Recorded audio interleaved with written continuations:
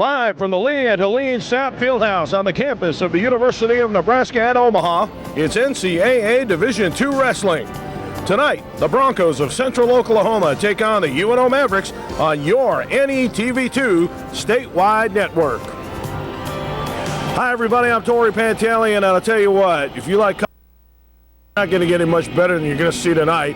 If you are a wrestling fan, you know what to expect. If this is your first time, I can guarantee tonight will bring you back. Alongside me tonight, RJ Nebe, former All-American and national champion for Mike Denny here at UNO. RJ, I don't know how you can describe what we're going to see tonight. Well, I hope the fans around Nebraska realize how lucky they are to see some of the top collegiate wrestling in Division II tonight and again tomorrow night.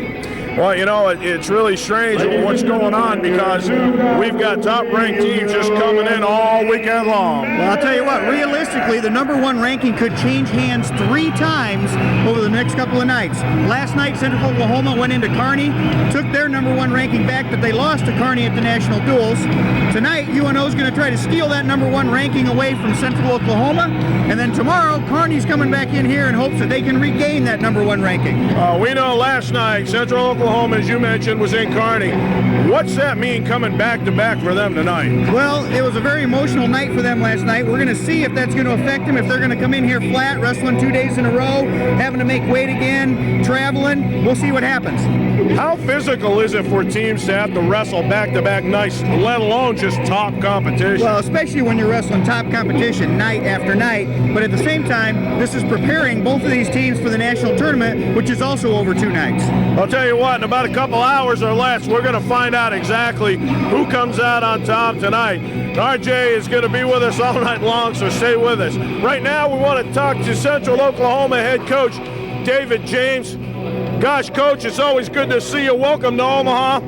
It always seems that the Mavericks road goes through the Broncos town. Well, I don't know. I anticipate a good match tonight.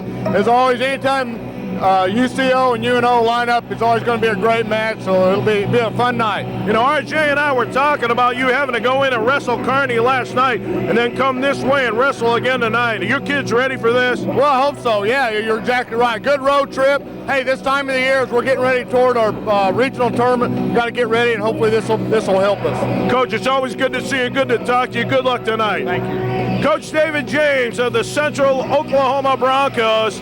And, of course, a gentleman that everyone in this town is familiar with, Coach Mike Denny, a good friend of mine, a guy I've always looked up to. Boy, I tell you, you must have made somebody really mad at you when you were little to get a weekend like this.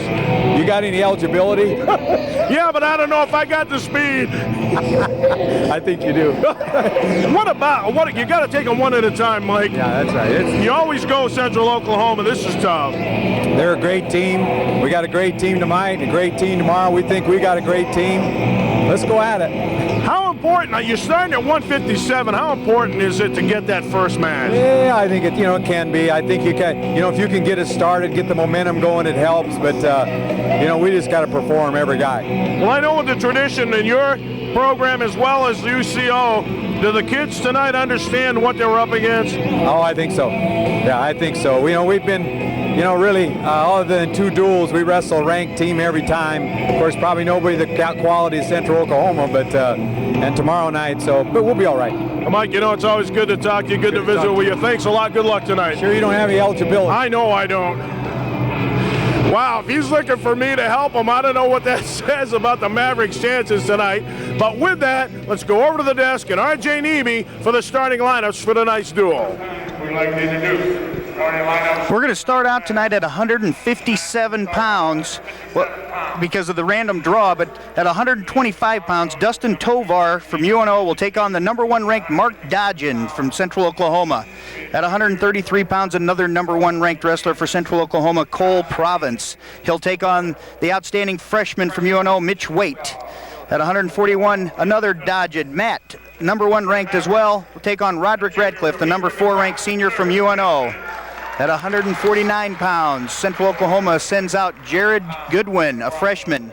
He'll take on another freshman, Matt Perry from UNO, the freshman from North Platte, Nebraska.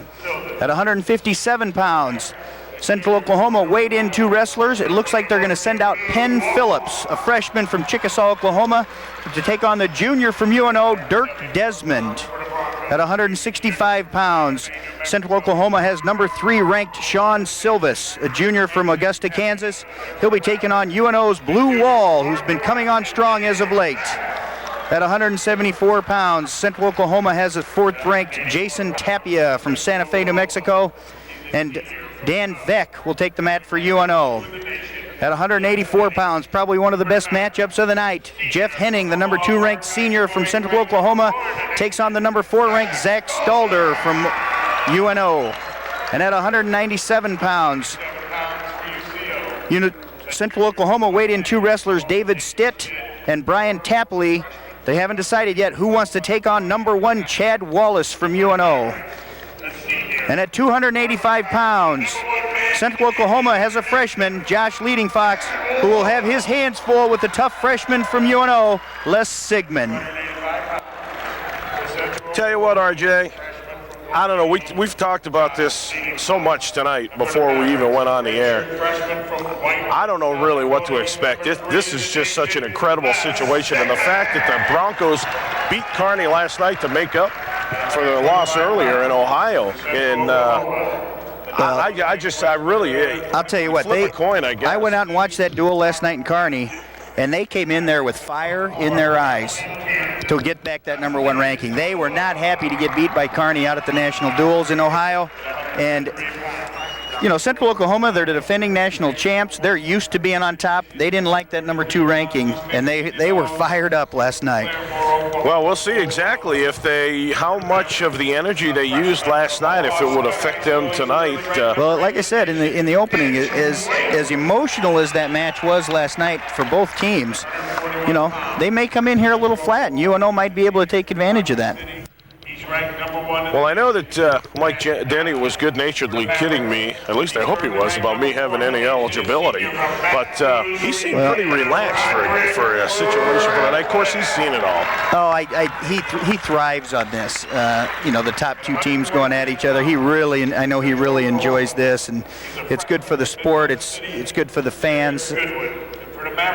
Well, I know that Central Oklahoma has always been a nemesis for UNO, and there's no question that David James has put together an awesome program down there. But is this a heated rivalry like UNO-Kearney, like we'll see tomorrow, or is this more of a respected rivalry? I think this one is a little bit more respected. Tomorrow night is heated just because of the in-state rivalry, and actually that Kearney and UNO rivalry has really come on strong as of late, with Kearney really improving their program out there. In past years, UNO had a pretty dominant hold on the state for Division II wrestling, but Kearney's come on strong, and Central Oklahoma, again, they moved up from the NAI, I think it was about 10 years ago, and they've become a force immediately in Division II ranks. Well, there's no question about that. I remember when they made the move, people talking about just how well would they do at the Division II level, and I think we found out. Yeah, it didn't take them very long. Well, here we go as we start this first match. Again, they're starting at 157, and as you heard RJ say, this is Desmond and Phillips. And Phillips is a true freshman. Actually came out second semester, so this might be his first time to see action on the mat. Definitely in the starting lineup, anyhow. Unless maybe they used him at the national duels, I'm not sure. Desmond in on a nice single leg attempt here. No. This is a match that UNO hoped to come away with, I'm sure, sending a junior out against a freshman. And it could be a case of Central Oklahoma overlooking UNO, overlooking Dirk Desmond a little bit. It's looking at his record, he's 10-10, but he is a 4-time state champion out of Heber, Nebraska, so he knows how to win. We'll see if he can get it done tonight. Question. Of course, Tom Vincentini, I was teasing Tom earlier, but it seems every time we do wrestling duels on TV, he's the official. I mean, he must have an in with producers or something. It's just I told him he just wants to get in a TV He's thing. prime time, isn't he? Yeah, that's right. But Tom, of course, a longtime official in the area, well known. Right now, things look pretty even. We're just inside minute 45 here in this first period at 157. Desmond shot in pretty deep on that high crotch shot. No. Phillips ends up countering well and gets the takedown. One thing that last night, and not just last night, but over the years watching Central Oklahoma, they're very tough on top. They're good riders, and you're seeing that already here by Phillips. Well, again, every time we do wrestling, we talk about the importance of ride time, and I don't think you can emphasize that enough. It's something that you forget about maybe because you get caught up in the match, but that one point, well, look, just a couple nights ago, they went to tiebreakers for NDSU at UNO. North Dakota State last weekend came down here and ended up tied with UNO 16-16. So in the past, it would just end in a tie. You look at some of the career coaching records, like Coach Denny, has some ties on his record, right. But in the last couple of years, they came up with a criteria, and I think it starts out most wins, then it goes down to most falls, and it went all the way down to, I believe, the 5th or 6th criteria, which was most near falls scored. And North Dakota State ended up, slipping out of here with a win on that. So if any one of those matches had ride time, they wouldn't have had to gone to that. Center. So. But there you see Phillips. In a match like this where you got evenly matched teams, I wouldn't be surprised to see one or two of the matches come down to riding time tonight. And again, to get the extra point for riding time, you have to have at least a minute advantage over your opponent in riding time throughout the match. And we'll continue to talk about that as the match goes on.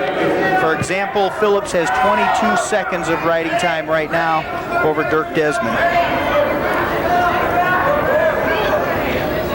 Yeah, both these wrestlers, although it's a 2-0 lead for Phillips at this point, we've got like 15 seconds to go in the period. Now they're over by the edge and they're out. So they've got to come back and start again. You might have caught assistant coach Ron Higdon of UNO getting in there and talking to Desmond. Well, like I said, this is a very important match, and you asked how important it was starting at 157 pounds to Coach Denny, and I don't think he wanted to commit one way or another, but it could set the tempo of the night. Yeah, you're right. So at the end of the first, Phillips takes a 2-1 lead into the second period. I wonder what Coach James's reasoning was going to Phillips. Not to try to get inside his head, but they did weigh in to wrestle. Well, I'll tell you, last night, the other wrestler they wrestled was Josh Bain, a junior from Arkansas City, Kansas, and he got beat last night against Kearney, so maybe Coach James wasn't happy with the way he performed last night. Thought he'd give the freshman Penn Phillips a chance to get in here and prove what he's made of. Got to use the top man. You can hear referee Tom Vincentini telling Phillips, you got to do something. Now they've got all the points outside the far side of the match, and they'll start over. Central Oklahoma has their choice in the second period in all the odd-numbered matches. So this was the first match of the night. Penn Phillips actually chose to defer his choice. You have your choice. You can defer your choice to the third period. You take top, bottom, or neutral. He deferred his choice to Desmond. Desmond took the down position. He escaped from him in the first period. Felt he could get away from him again. Now Phillips has 46 seconds of riding time built up, so Desmond would like to try to get out of here at 14 seconds. So Phillips won't get that riding time advantage. Now Dirk's got to make sure that he doesn't get his points off the mat. Phillips almost had it, but now they're both outside. So and now Phillips has built up over a minute of riding time. That won't affect it as of yet, but later on in the match, that's going to be really important, especially in a match this close where 1 or 2 points may decide the match. They said yes, stop. 40 seconds into the second period, and Phillips leads Desmond 2-1. Dirk trying to get that escape. Well, I'll tell you, Phillips just wraps him up, won't let him go. Now Phillips is going to have to do something here on top, because I'll tell you, official Tom Vincentini will not hesitate to throw up a stalling call against him if he doesn't feel he's working for the fall.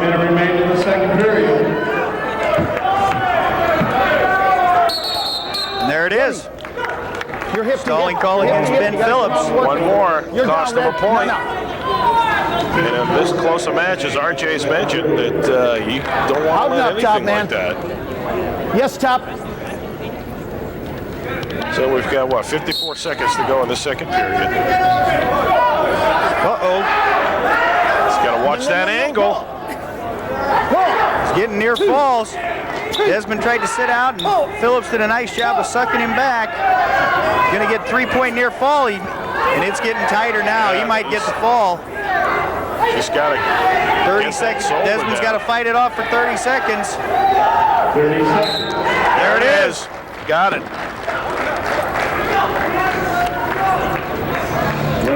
So the common language would be a pin, but of course in the sport it's a fall. Regardless, either way,